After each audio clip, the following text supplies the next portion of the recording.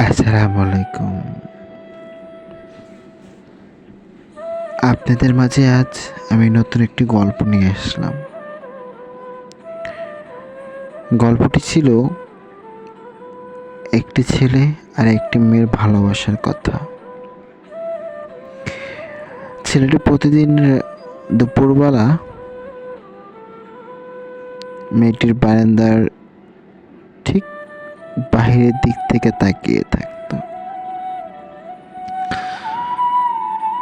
একদিন হঠাৎ করে রাস্তা থেকে যাওয়ার পথে মেয়েটাকে বলতেছিল, এই শুনছ, এই কি হয়েছে তোমার? সারাদিন বারান্দার বাইরে দাঁড়িয়ে থাকি, তোমার দেখা পাই না।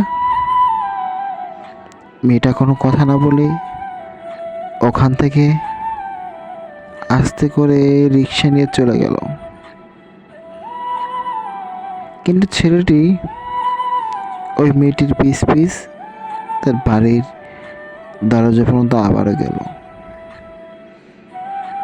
মেয়েটি ঘরে ঢুকে দরজা বন্ধ করে আবার বারান্দায় এসে ছেলেটির দিক কিছুক্ষণ তাকিয়ে থেকে আবারও ঘরে চলে গেল।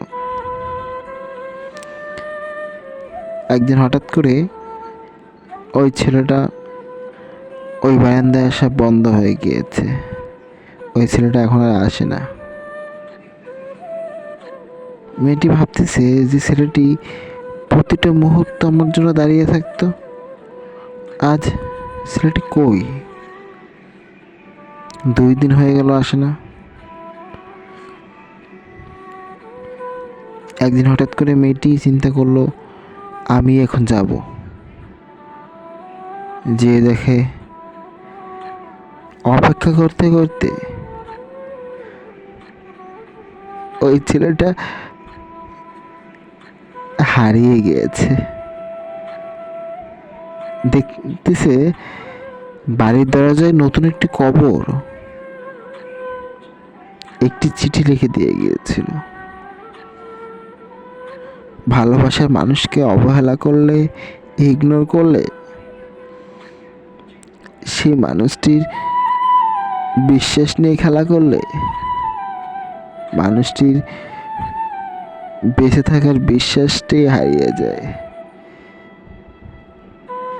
তখন এই পৃথিবীর মায়া থেকে সারা জীবনের মতো ঘুমিয়ে দিতে মনে চায়। তাই আজ তোমার অবহেলা আর ইগনোরের ফলটা আমার মৃত্যু হলো। মাফ করে দিও, আর কখনো দেখা হবে না তোমার সাথে। অজানা কোনো শহরের মাঝে আমি ঘুমিয়ে যাচ্ছি, তোমার জন্য দোয়া করি তুমি যেন সারা জীবন সুখে থাকো। আল্লাহ হাফেজ।